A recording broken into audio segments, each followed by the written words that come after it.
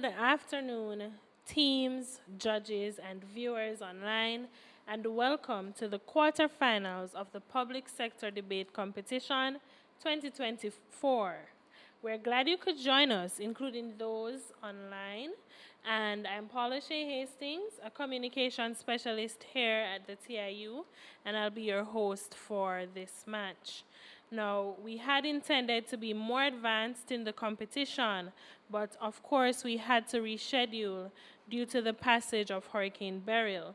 We know some persons are still putting the pieces back together, so we're indeed grateful, teams and judges, for continuing to participate in the competition. For the quarterfinals today, we have the top 8 teams competing for their spot in the semifinals. Last round, we said farewell to some very good teams, but such is the nature of the competition. If you missed any of those previous matches, you can still catch them online at our Facebook or YouTube pages. Now for this match, we have the Ministry of Agriculture, Fisheries, and Mining versus the Teaching Service, both newcomers to the competition who have been doing very well, and they will be debating the moot, be it resolved that regional integration should be pursued over bilateral or multilateral relations. I know we're excited to get started, so first I will invite Team Proposition to introduce themselves.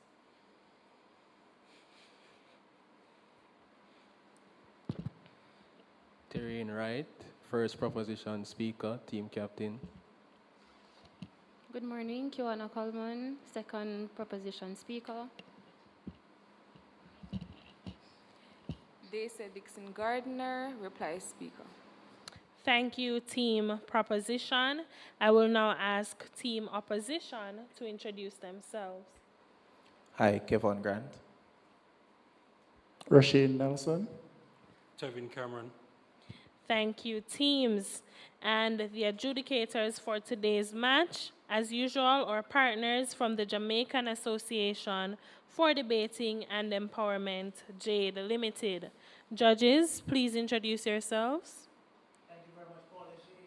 Hi, everyone. I'm Jeremy Barrett. I'm the chair adjudicator for this match. Good afternoon, everyone. I'm Ravon Thomas Matthews, and I'll be one of your wing adjudicators. Pleasant afternoon, everyone. The name is Dravon Downey, and I'll also serve as a wing adjudicator. Thank you, judges. The teams are familiar with the rules, so let the debate begin. Over to you, judges, and good luck, teams. Thanks again, Paula Shea. All right, so I know you're familiar with the rules, but some persons watching on social media or on television might not be so familiar. So here goes. The fundamental rules, important ones. Your speaking times. You have, if you're the first speaker, you have 7 minutes. Second speaker, 6 minutes. Then we're going to pause for a minute, a period rather, of cross-questioning. Then we pause, so we move on to a period of cross-questioning. Then we pause for 1 minute after the period of cross-questioning, after which we engage in the reply speeches. All right, of note, the first 2 speeches on each time have what we call protected minutes. So the first minute and last minute are protected. You'll hear when you've spoken for 1 minute by an audible sound of a bell, and then you'll hear another ding of that bell to signal that you have 1 minute to go. When you're out of time, you'll hear 2 dings of that bell, and then 10 seconds additionally, you will hear continuous dinging of the bell.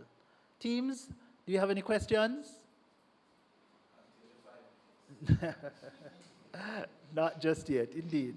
All right, so ladies and gentlemen, I now call upon the first speaker from the proposition team to open the debate. I think that's the Ministry of Agriculture and Fisheries and Mining as well.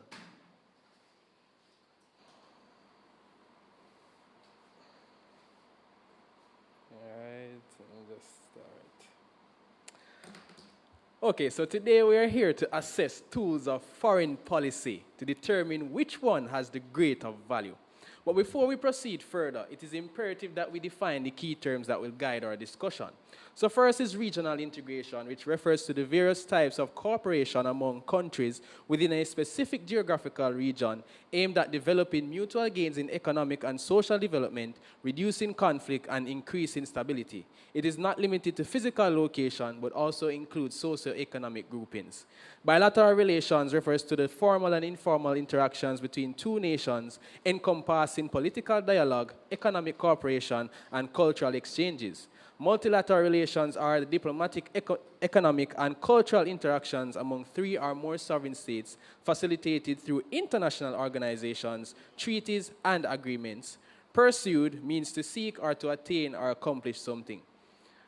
So, Mr. Speaker, our understanding of what the moot is suggesting is that we are to pursue the more targeted approach embedded in regional integration as opposed to general bilateral or multilateral relations. We must understand that the moot clearly provides this comparison as the depth and specificity implied in regional integration are much greater and defined than that which pertains to multilateral or bilateral relations. So, Mr. Speaker, as the first speaker, I will outline the fundamental benefits of pursuing regional integration over the other tools of foreign policy, specifically concerning economic development and international advocacy.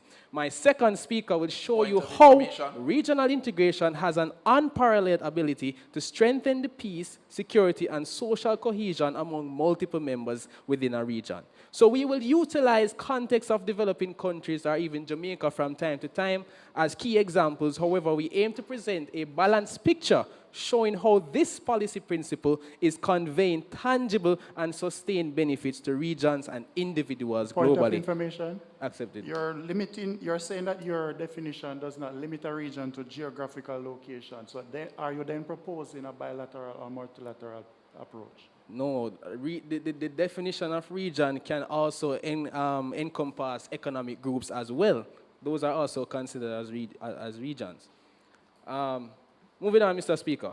So the terms multilateral or bilateral relations as categories are general and imprecise, while regional integration involves structured, inclusive actions and initiatives among countries that are serious about development cooperation and for whom the philosophy of strength in unity is the guiding principle.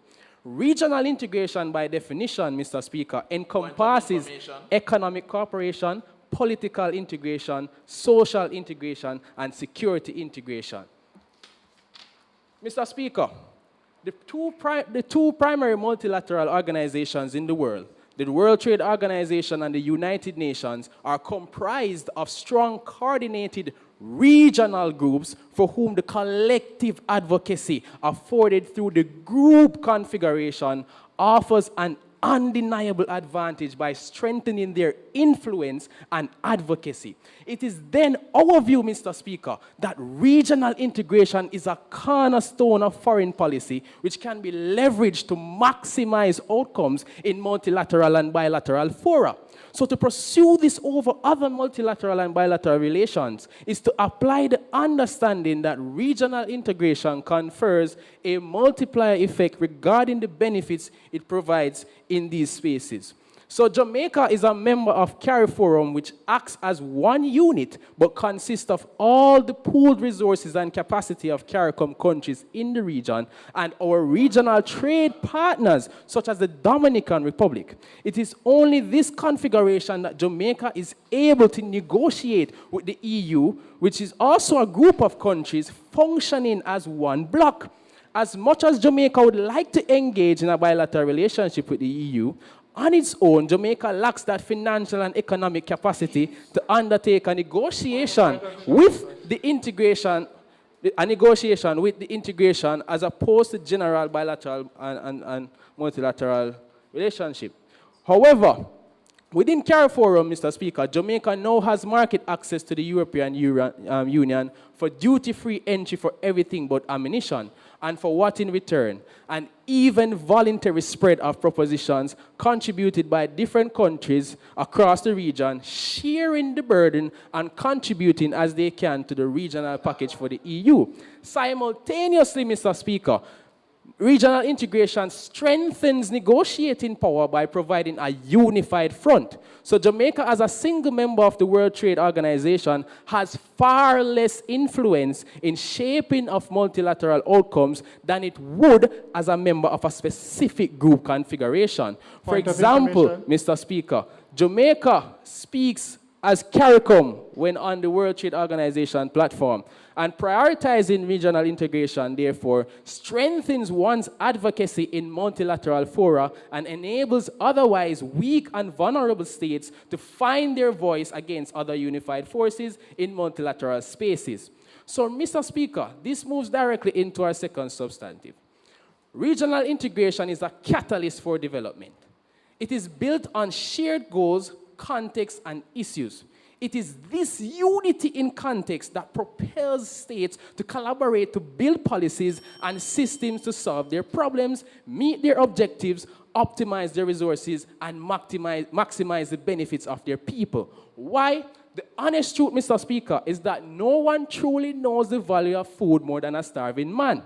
Therefore, in the context of developing countries and the Caribbean, no one truly knows the struggles that these countries face but themselves. Therefore, they are their best help. How does it work? Well, regional integration is not self-centered, as it demonstrates a greater level of inclusivity as countries in a region are treated as a collective as opposed to one single independent country, providing equitable opportunities for all the countries belonging to that region, which is an advantage that wouldn't really be possible in the context of bilateralism. Therefore, it catalyzes development among member countries by providing opportunities for trade, investment, and the establishment of institutions for sustained developmental gains that impact multiple generations. Mr. Speaker, even the World Bank recognizes that regional integration is the desired objective of developing countries, Mr. Speaker. The picture is quite clear. Even you can hear it, you can see it. And with that, the proposition pauses. Thank you very much. First speaker from the Ministry of Agriculture, Fisheries and Mining. We now call upon the first speaker from the teaching service team, Team Opposition, to open their team's case. Hear, hear. Mr. Speaker, I'm not going to challenge much of the definitions except for one very important thing that they are dodging around in our point of information.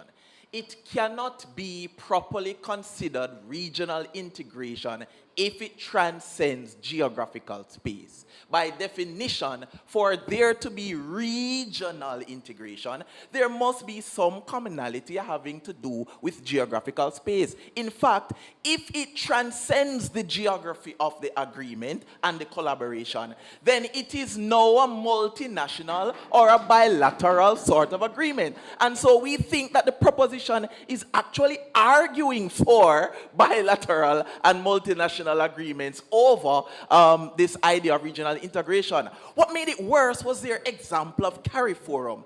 CARIFORUM is literally a multinational or bilateral agreement between states that are in the Caribbean and in Africa, so that they can get access into another deal of a multinational nature with the European Union. So I fail to understand the point that proposition is trying to make here, right?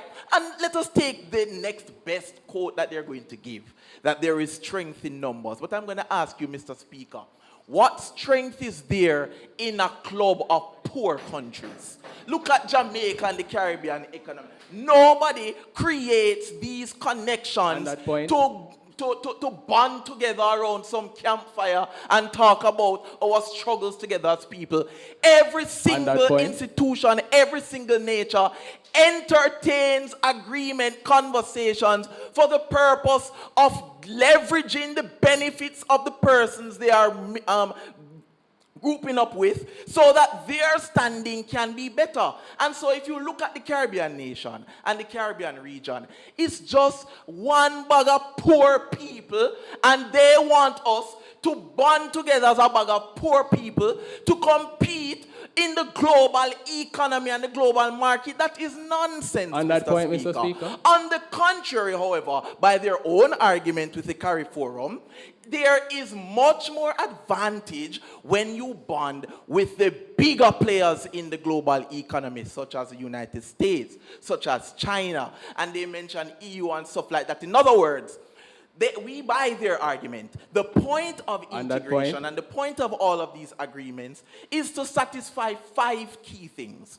economic growth and trade efficiency, political and security stability, cultural and social integration, infrastructure development, environmental stability. Yes, all of that is true. On that point. But you don't, I'll take you in a moment, but you don't achieve it if you are trying to join together with the people who themselves don't have it and themselves don't have a blueprint to get there. What we do instead is to align ourselves with those bigger players who can take you there. And I will give you numbers and examples of Caribbean states who don't even try to regionally integrate. Why? Because they have lasting and good relationships with the bigger players in the economy through multilateral agreements. Go ahead. And that is exactly the problem, Mr. Speaker. We are in fact saying that poor people should band together because it leads to a greater level of self-sufficiency. Thank you. So let me address that once again. The best example of some regional integration that has some semblance of working is EU. But look at the EU. Austria, Spain, France, well, no longer Britain anymore. One bag of rich country. One bag of countries who are wealthy and powerful all by themselves. And that is the reason that is probably the only existing regional integration that is thriving to the extent that there's no problem.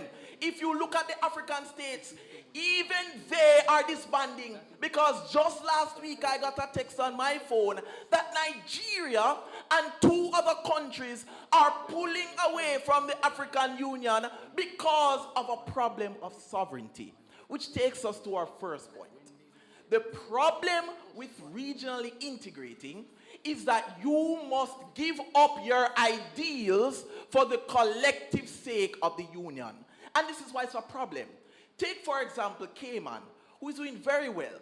But a part of why they're doing very well is that they have an unpopular policy. Them not tax them people.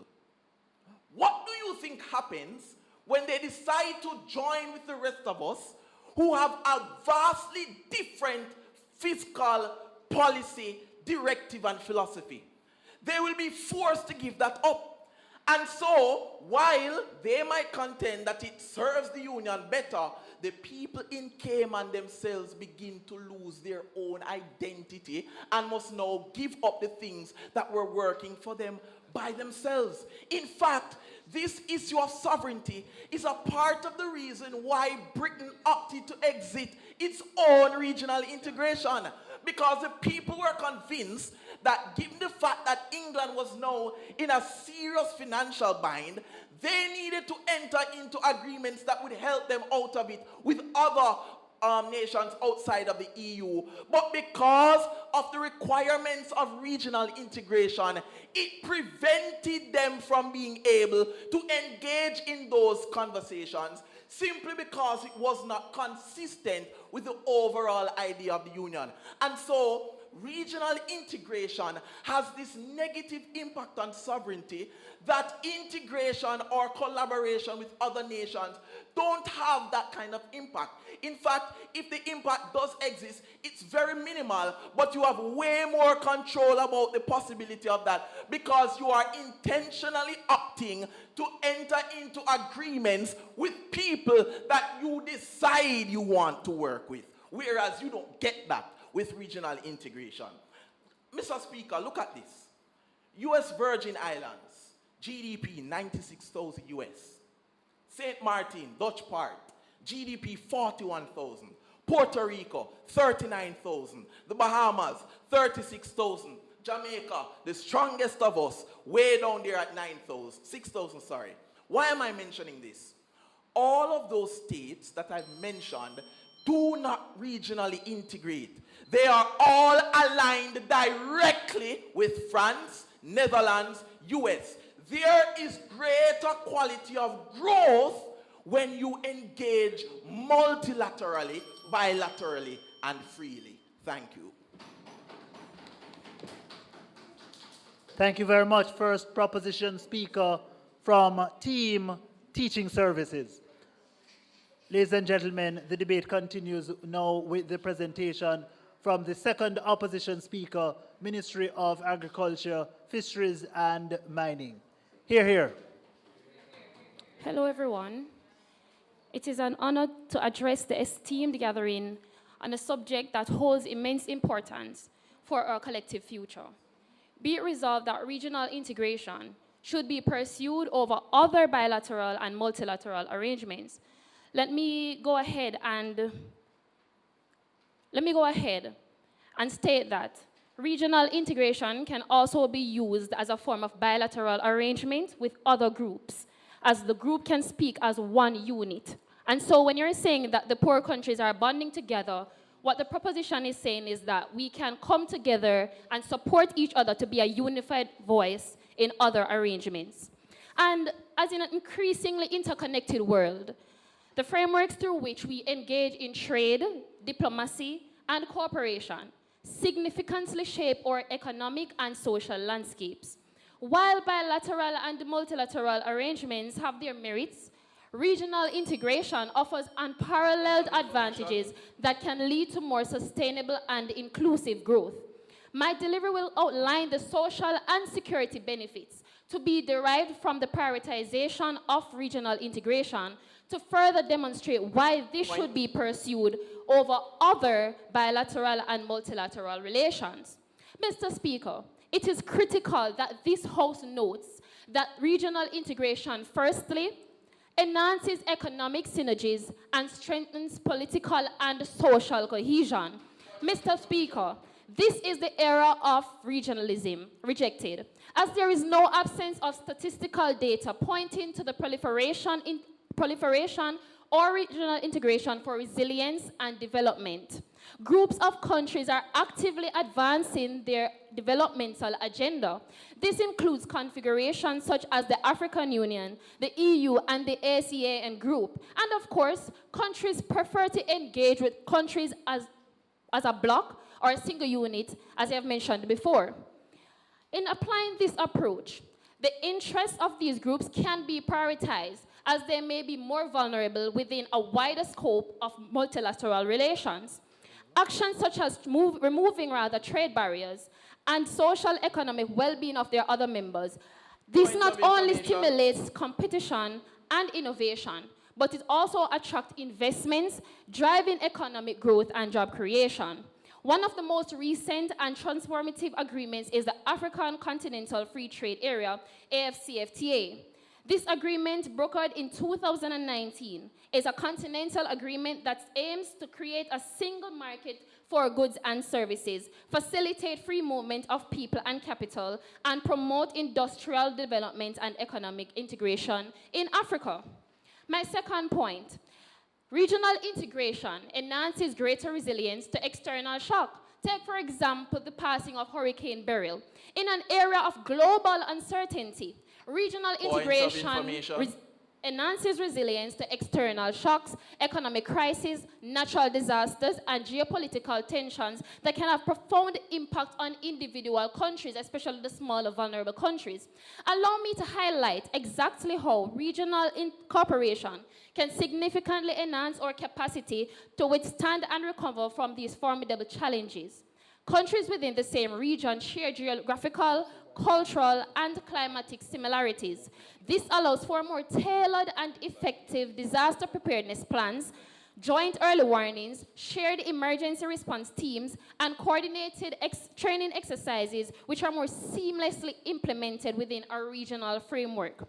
Moreover, in this era, it is the multilateral and bilateral partners who are insisting on routing financial aid and support through regional institutions with the understanding that the transparency, speed, and efficiency of resource mobilization efforts are optimized through this medium. Meanwhile, aid from distant countries and diverse groups often rather faces logistical challenges, custom delays, and coordination issues, which can hinder timely assistance. Please take me. Go ahead.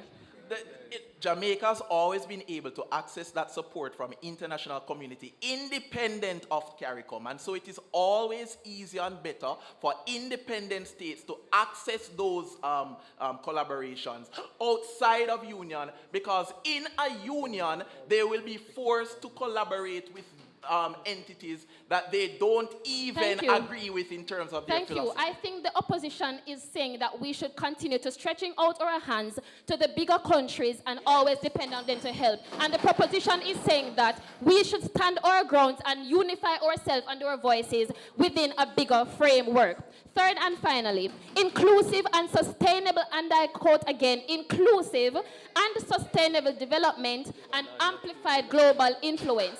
Regional integration promotes inclusive and sustainable development by prioritizing regional infrastructure projects, educational exchanges, for example, the University of the West Indies, rejected, and social programs. Integrated regions can address disparities and uplift marginalized communities. This holistic approach ensures that the benefits of growth are broadly shared, right? Fostering social stability and long-term prosperity. Finally, regional integration amplifies the global influence of participating countries. In a world where geopolitical dynamics are constantly evolving, a unified regional bloc can wield greater bargaining power. In conclusion, while bilateral and multilateral agreements have their merits, it is better to pursue regional integration over what the opposition is saying. The proposition pauses. Thank you very much. Wow, such energy, such spirit. Seems like Beryl didn't affect you at all. All right. So the debate continues, swinging back to the opposition team. This time we make way for the second speaker on team teaching services. Let's make that speaker welcome. Here, here. Mr. Speaker and members of this House, I must tell you what I'm going to bring to you and do some rebuttals as I go on. So first of all, I want to bring to you the idea clearly that our region is just bad for integration. Integration is impractical in our region. And secondly, I want to highlight to you that bilateral and multilateral relations are more sustainable. Matter of fact, they are the present and they are the future. But for some rebuttals, we get from our opponents that we must stand our grounds. But I want to posit to this House that if we stand our grounds as a club of poor countries, dog, nyam, we supper.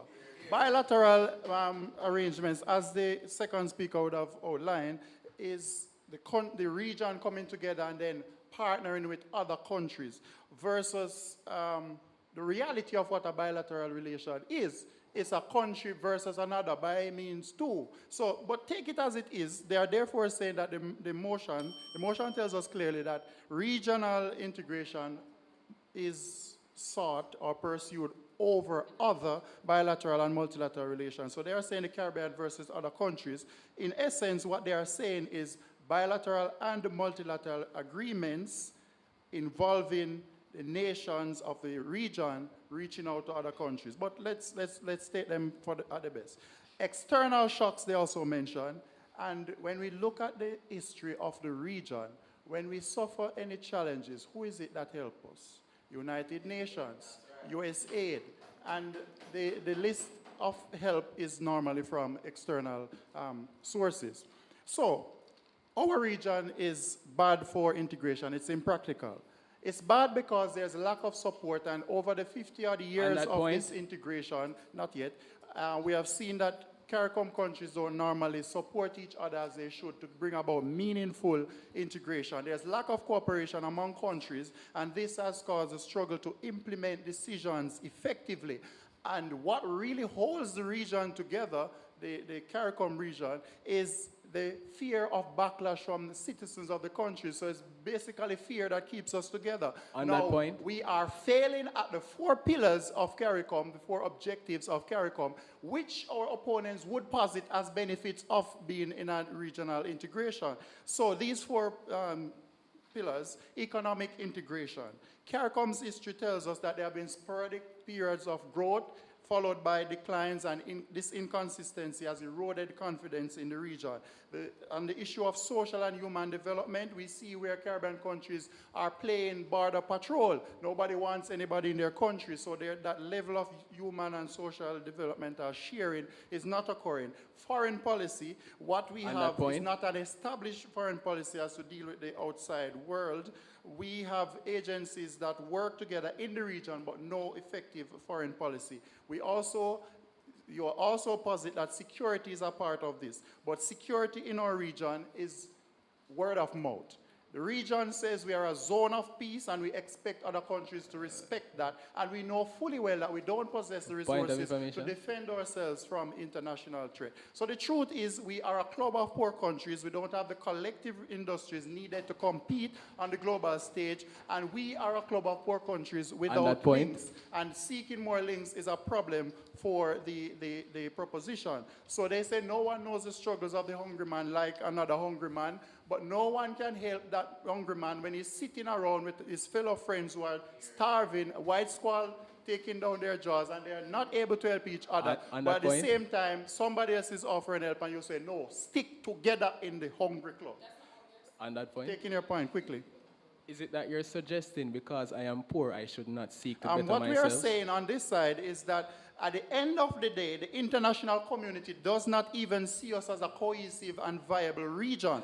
Take, for example, because of our geographical disparities and our dispersed nature, the level of investment that must go into helping us as a region is difficult and too costly. And so bodies like the European Union, don't even see us as a cohesive region. One of the largest international aid agencies don't see us that way. So member states in the EU with an interest in the region, they see bilateral cooperation as more viable for several reasons. And the deliberation process of choosing a country to partner with and also trying to be fair will run them into problems. It lends itself to extensive deliberations. And when they choose to collaborate with the entire region, what we end up with is that the stakeholder benefit is not seen. So bilateral and multilateral relations as the way of the future and the way of the present. When we take, for example, the BRICS model, we see that Brazil, Russia, India, and China, and South Africa have formed an alliance that works. It gives them flexibility and adaptability, it gives them diverse partnerships, and it also gives them economic resilience. And if the Caribbean should adopt this model, what we get is that we have more flexible alliances and partnerships adjusting to global economic shifts and geopolitical changes, engaging with various nations as with BRICS outside of their region and grouping, and this enhances their influence and creates a network for partnership that bolsters their economic standing. So with BRICS, we see the nations maintain their sovereignty and political autonomy while they collaborate. So with a stakeholder analysis of all of this, what we see is that in the region, we see where the dominant countries can continue to grow, poorer countries will be stagnated with their model, but with ours, they have the opportunity to continue to grow. And so bilateral, multilateral cooperation gives the region a chance at freedom, while with regional cooperation, it's a prison sentence without a chance of parole. And we rest.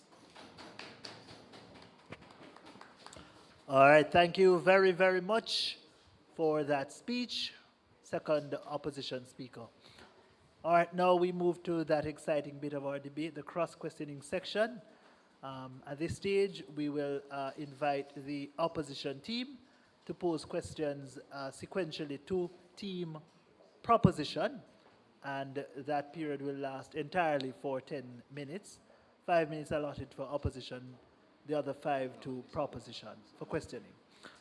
All right, so with 5 minutes on the clock, team opposition teaching service, you may ask your first question of Team Ministry of Agriculture, Fisheries and Mining. Who's keeping the time?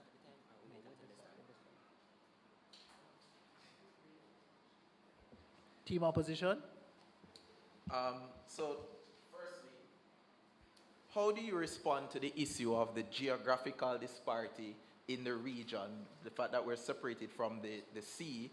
How do you respond, separated by seas, how do you respond to the issue of investing in it as a single region, driving up the cost of investment, thus pushing people away from wanting to invest in the region?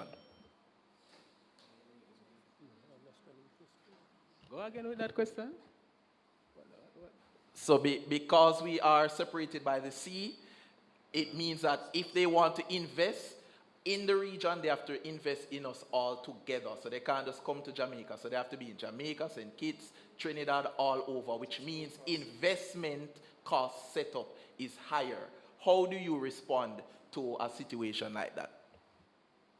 Well, the reality is, regardless of the fact that the cost may be higher, the outcome of the investment would definitely worth that volume of investment, because we recognize that integrating regionally, the benefits that we derive from that model far outweighs just a regular bilateral or multilateral relationship. So we feel that if we want to grow as a region, if we want to develop, then we have to invest. There's no going around it.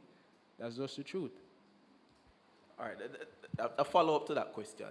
The question is gaining at how do you respond to the issue of outsiders who may want to invest in Jamaica but can't because the investment needs to be of such that it impacts the entire region. Because of that, it deters investment. I get your question. So I have 20 seconds to ask, right? Right. So then, how do you respond to that deterrent to investment? The reality is, Mr. Speaker, not because there exists regional integration means that a country cannot choose or a group cannot choose to do a bilateral relationship with another.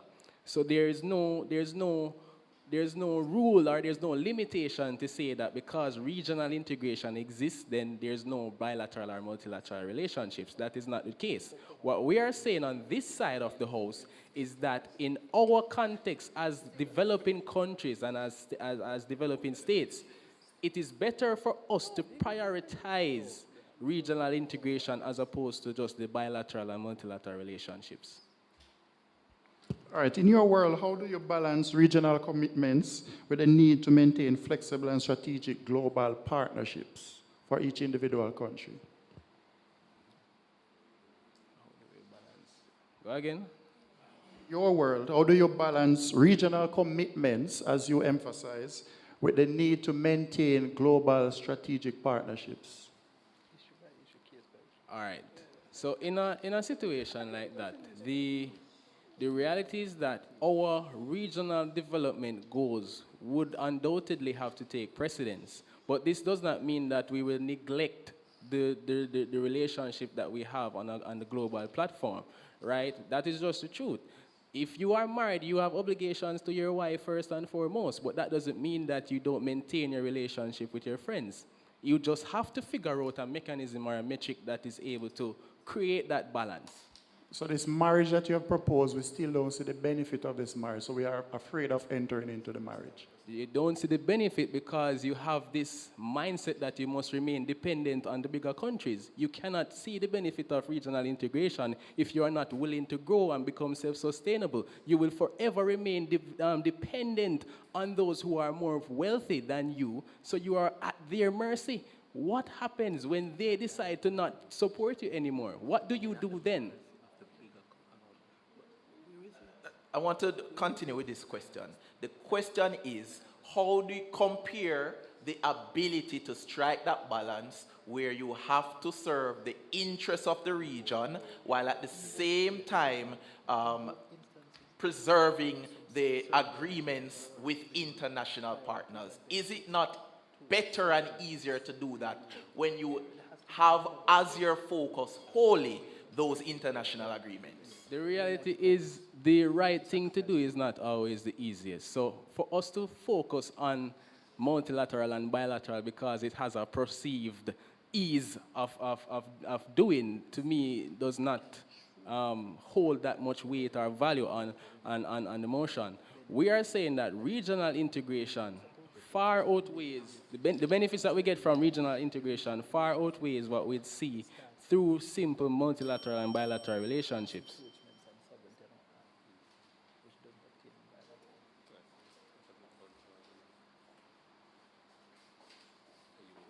All right, thank you very much for that exchange. The exchange continues this time with the questions being posed from the Ministry of Agriculture, Fisheries and Mining to the Teaching Services team. Okay, so our first question. Do you understand the weight of what is implied in the term integration? And are you seeking to provide a new moot which provides a type of bilateral or multilateral relation that can be matched with regional integration? So we understand quite well what integration means.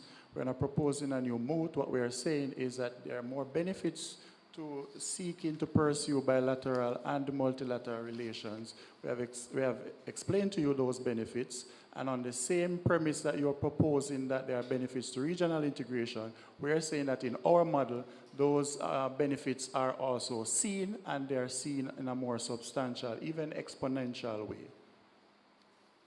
What is In addition to that, what we are contending is that integration comes with it an element that is problematic, which specifically it attacks the ability for individual states to remain sovereign. You don't get that challenge otherwise. How exactly does it threaten sovereignty? Our first speaker would have clearly outlined that, taking Cayman, for example, they would have to cede some of their financial policies to be a part of the region, to integrate completely with the region. So there's some hesitance to fully integrate, and when there's full integration, countries would have to cede some of their policies to be a part of the region and to be effective in the region. Moreover, we contended that because you are integrated as a region, the decisions have to be collective. And so because it is collective, in the case of the African Union, Nigeria exited because the collective consensus was to cede to French and Western philosophies, which Nigeria individually disagreed with. We can, is just, we limit it to just questions, or we can make a comment? All right, hold on. Okay, so explain to us, how can, for example, Jamaica achieve greater political influence globally through multilateral relations as compared to acting as a part of CARICOM, as a bloc? Oh, that's pretty easy. I mean, right now, we are achieving it. Not too long ago, we had local government elections where international communities came to Jamaica to observe what was happening here in Jamaica.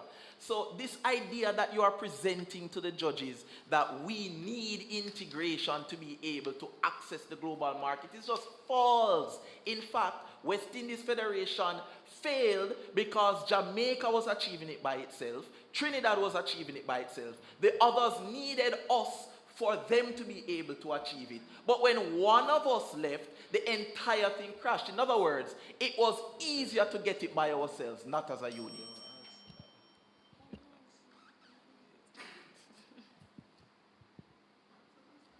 Okay, so I understand that you're saying about sovereignty and so forth, but do you believe that based on regional integration that even though their sovereignty is shared, do you believe that if they come together, they will have more impact on a global platform than by themselves? No, categorically no. Look at the Caribbean region. What really do we have as a unit that we can present and compete globally? Nothing. No products that the world really needs. In fact, the things that we are good at them by ourselves. Tourism and stuff like that. And so there is no advantage to competing on the global scale by integrating, because it doesn't make our products more greater in terms of volume, in terms of reach, or anything like that. It's just totally false.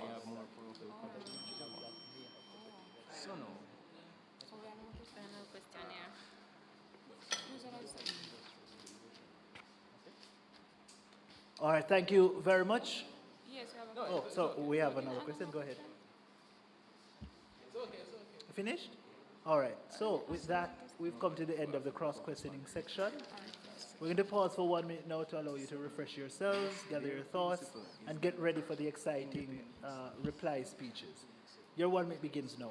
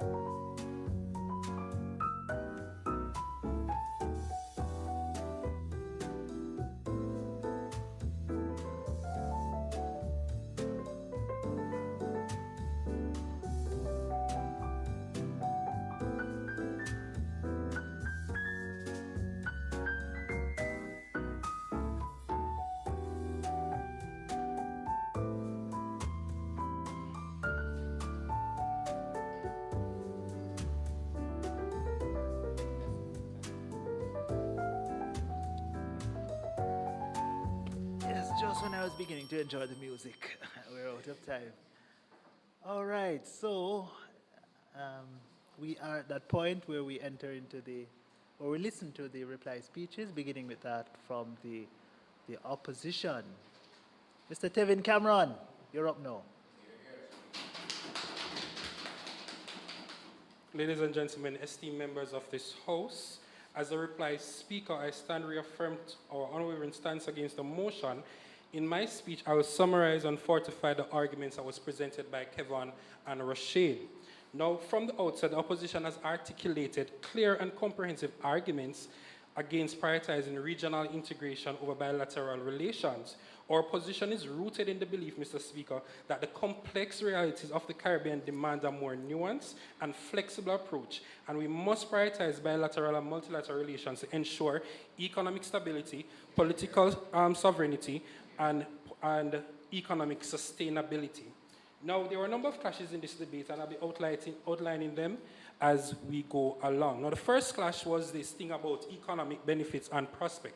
From their model, they say that regional integration can provide significant economic benefits by creating larger markets and increasing regional trade. But for us, all of that they have presented is theoretical and not practical. And that is what Roshan spoke about, the practicality of the multilateral and bilateral agreement. Now, for us on that clash, we explained that bilateral and multilateral relations allow for tailored economic agreements that addresses specific needs and strengths of countries involved. We won on that clash because our model brings about the most significant economic benefits that the very thing that this region actually needs. The second clash that we saw in this debate was this practicality of implementation. They said that, in their model rather, they basically say that regional integration breeds complexity, which increases depending on number of countries and the depth of integration. But for us, regional integration is outdated and impractical. Bilateral agreements are generally quicker, simpler to negotiate and implement. Bilateral and multilateral relations enable us to form alliances and partnerships that align closely with our national interests without diluting our political autonomy. We win on this clash because practicality has to do with efficiency and sustainability and suitability. Bilateral and multilateral relations are efficient in terms of time and simplicity of process while offering the most reliable approach to urgent needs of the region or particular country. Now, there's this idea of how does political sovereignty is disrupted through regional integration. We believe that CARICOM, the Caribbean as a region, is failing. And the four pillars at which we are failing as a region is economic integration, social and human development, foreign policy coordination, and security. By ourselves, Jamaica is proving to be more efficient and stronger at all these pillars. Just recently, the World Bank said the Caribbean will grow at 2%, and Jamaica by itself, they projected to grow at 2%. So you see that we are growing as an individual country and not as a region when it compares to the region. So, Mr. Speaker, what have we said in this debate? We have stated that, yes, there are more benefits out of bilateral and multilateral agreements than having to do with regional integration. Multilateral relations typically offer more comprehensive benefits in terms of global standards and addressing international challenges. Bilateral relations offer more tailored and specific benefits to the countries that are involved. Now, we won this entire debate because comparatively, bilateral and multilateral relations are more tailored and exponentially more successful than regional integration. Regional integration of countries of the region deserve tailored partnership with the highest yielding benefits. That is what we get from bilateral and multilateral relations. In conclusion, the opposition has clearly demonstrated that prioritizing bilateral and multilateral relations over regional integration is essential for the Caribbean's future. The opposition's approach to economic stability and growth ensures a more robust adaptability and equitable economic environment, protecting our nation's interests and promoting long-term prosperity. The question in this debate is, who has the better outcome for the region? For them, for the most part, theoretically benefits and limited prospect. But for us on the opposition side, we have said multilateral and bilateral are practical, proven, suitable, and efficient benefits and prospects for the region. The government on this side have failed to address critical questions of economic imbalances, political concessions that my first speaker outlined would came and have to put aside their political and their economic policies for the region. Our approach not only addresses these concerns, but provides a pragmatic and forward-thinking framework for Caribbean prosperity, and the opposition rests our case. Thank you very much, Opposition Reply Speaker.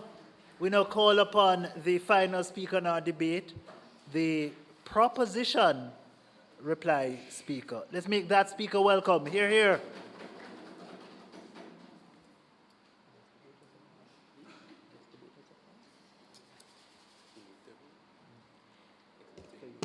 Not because we are poor. That doesn't mean we should not help ourselves. You are saying that each country are doing well in the Caribbean in their specific way. That is why we should pool our resources and become self-sufficient. If we don't, when the bigger head speaks, then we have to move. You are being selfish and you need to get out of this begging mentality and move towards self-sufficiency. Jamaica is in so much debt because of dependency on the bigger heads. Thank you. Okay. Mr. Speaker, the opposition has presented theories and ideas, but let me present some facts that demonstrate the successes of regional integration. According to the World Bank Group, there have been 22.7 million direct beneficiaries of regional integration programs, with 183 million targeted in Africa. Since 2014, more than 80 Africa Centers of Excellence have been established in 50 universities across 50 countries, producing over 70,000 graduates. Let's even look at the EU.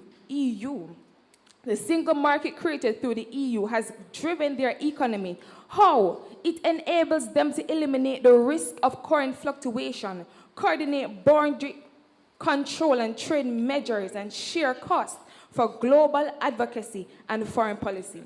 Through a single market, the EU accounts for 15% of the world's trade in goods. Praise God. Okay, could this be possible for small countries like Bosnia and Herzegovina, a member of the EU, still recovering from the Yugoslavia wars of 1992 and 1995? Yes, it is possible through regional integration. The EU is currently one of the 3 leading global players in international trade, with a region with a range of additional benefits in bilateral and multilateral trade and development.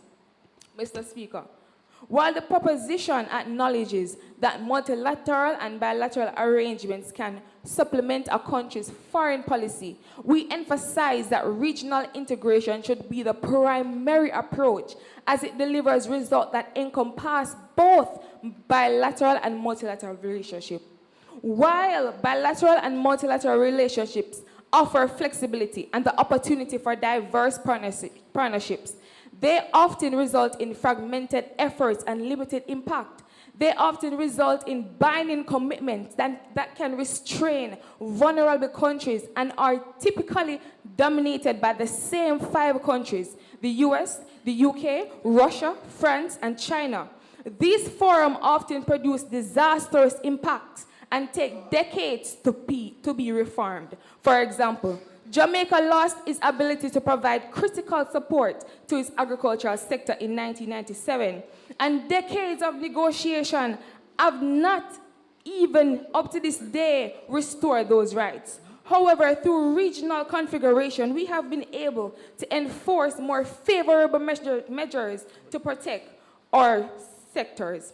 Even the multilateral system recognizes the importance of regional agreements in restoring rights removed at the multilateral level. Regional integration provides a comprehensive framework that maximizes the potential of collective action. It fosters economic growth and stability by pooling resources, harmonizing policies, and creating larger and more efficient markets. This attracts foreign investment and enhances the region's competitiveness edge globally. We acknowledge that regional integration requires sharing sovereignty. However, this shared power brings enhanced economic growth, security, and global influence, far outweigh the drawbacks. By gaining influence through regional integration, member states can address global issues more successfully, giving them a collective voice in international affairs and the ability to negotiate from a position of strength. The opposition raises concern about over-reliance on the regional market. However, it is crucial to avoid dependency on countries outside the region. By building regional resilience and interdependence, we can address problems internally and leverage regional strength for a more robust economy. Remember COVID-19, they closed their borders they closed their borders on us. It was the 25 by 2025 initiative through CARICOM that bailed the region out of that distress. We need to get out of this mentality of begging. And you're talking about equality. Policies and framework, just like any ordinary organization, policy and framework must be established to ensure order and maintain equality, accountability, transparency. Thank you.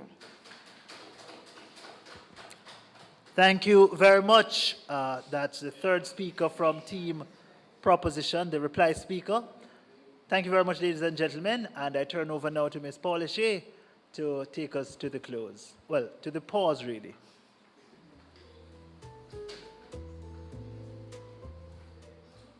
Thank you, Jermaine, and thank you, teams, for your very spirited arguments. I'm sure the judges have their work cut out for them. And so without further ado, I will let the judges get to their deliberations while we take this opportunity to refresh ourselves and wait for the decision I know we're all eagerly awaiting.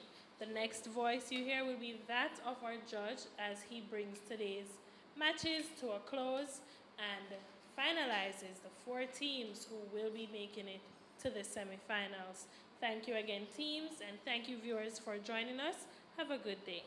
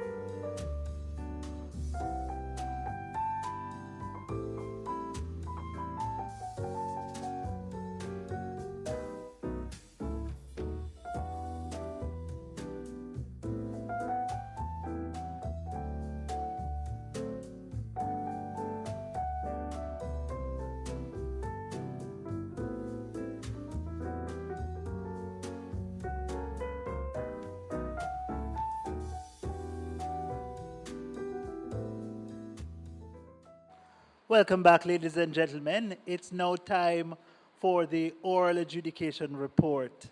We've just been entertained with a fascinating and fantastic contest between two teams, the team from the Ministry of Agriculture and Fisheries, as well as Mining, and the team on side opposition, that team being from the Teaching Service. And the contest that they were grappling with had to do with whether or not it is better for us to pursue bilateralism, multilateralism, as opposed to regional integration. And the debate started in an interesting fashion. Team Proposition, as the Ministry of Agriculture, told us that their conception of regionalism encompasses countries engaging in integration and interactions because of economic and social similarities. That is not just limited to geographic proximity, but it's more than that. It's a lot of other things, economic and otherwise. And we thought as judges that this is an interesting take, and so we listened for a bit more engagement on that. And interestingly, as we had anticipated, we got some contestation, some challenge to that kind of definition of regionalism from the first speaker on team opposition. He tells us that regionalism really necessarily has to be about geographic proximity. Yes? And he gives some justification as to why that is so. At this point in the debate, we see a definitional challenge setting up, and we were intrigued. We, though, were a little disappointed at the lack of responsiveness from team proposition to the challenge put forward by team opposition to what we conceive regional integration to be. And so in as much as we felt that there was a better, deeper explanation of regional integration as it relates to geographic proximity, we felt that that particular contest or clash goes to team opposition. Now, the debate continued.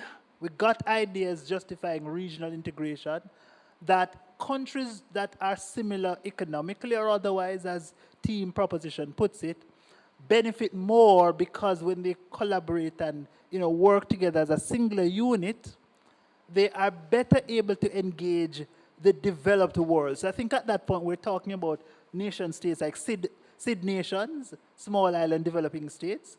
We're talking about CARICOM, for example.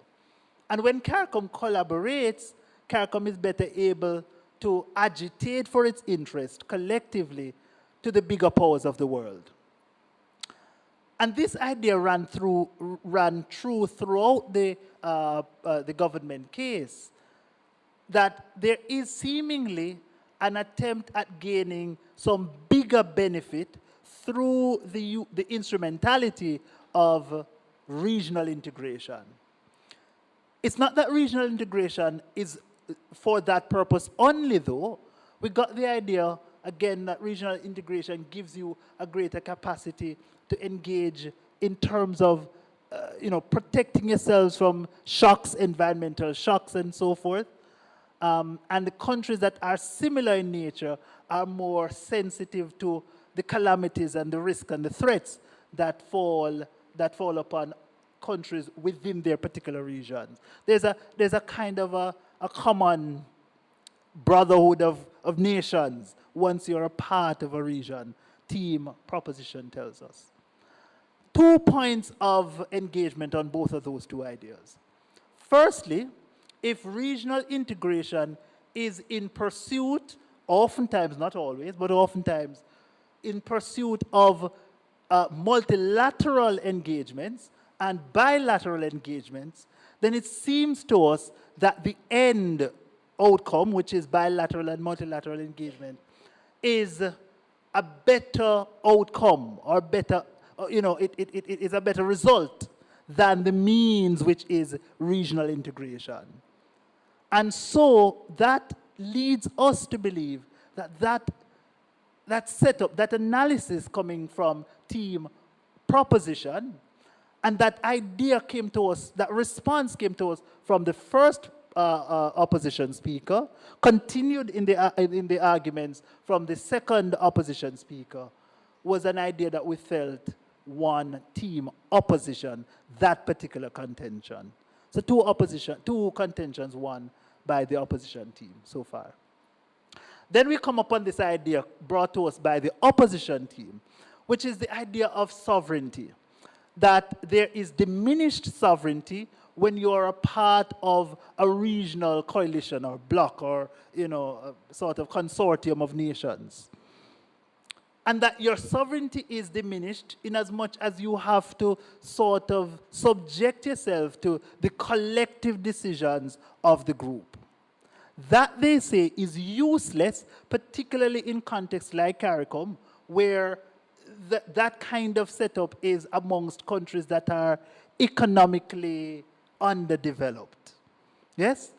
And they say it is remarkable, insightful even, that the only regional integration group that has worked globally is the European Union, because they have the economic capacity and the means to sustain that regionalism, to which we don't get an appropriate response from team proposition. Okay? In fact, on the question about diminished sovereignty and how that harms the interests of the individual countries at times, we get no response from team proposition. And so that again is concerning. That point again goes to the opposition team. So ladies and gentlemen, at the end of the match, the scores are as follows: 257 points to 277 points. The winner of this match in the public sector debate competition 2024, quarterfinal round, moving to the semi-final round, is a team teaching service, team opposition.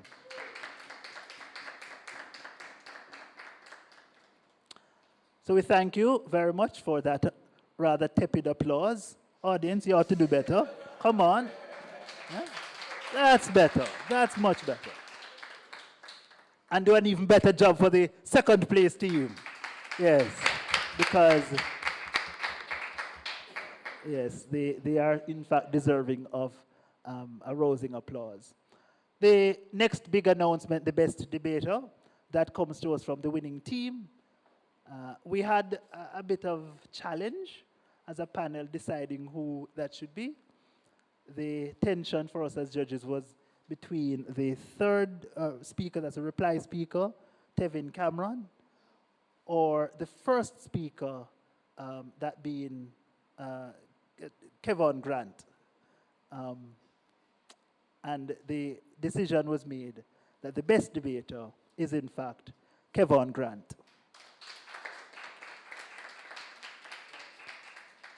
We feel that we need to caution Kevon Grant, though, for the shouting. We know you're passionate and we know you're convinced. Yes? But sometimes the passion can be a little much, yes? So tone it down a little bit, but the argumentation was on point. Another concern we had in the debate overall was in terms of the engagement at the point where we're having the cross question. We felt that the questions left a lot to be desired, particularly on the part of the teaching service team, and the responses also had some deficits there. So we want to encourage you to, next round, ensure that you have your questions documented, or certainly demonstrate some keen understanding of the issue such that you're able to deliver a slate of good questions and also responses. All right. Thank you very much, ladies and gentlemen. See you in the semi-final round coming up in a few days, maybe weeks from now. Thank you.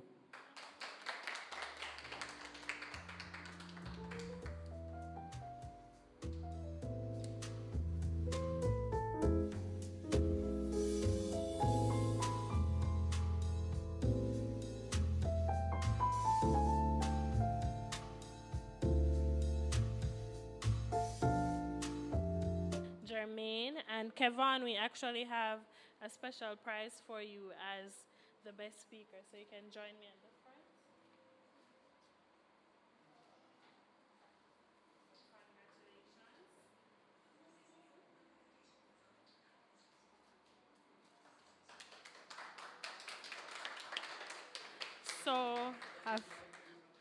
So a final round of applause for both teams who did very well.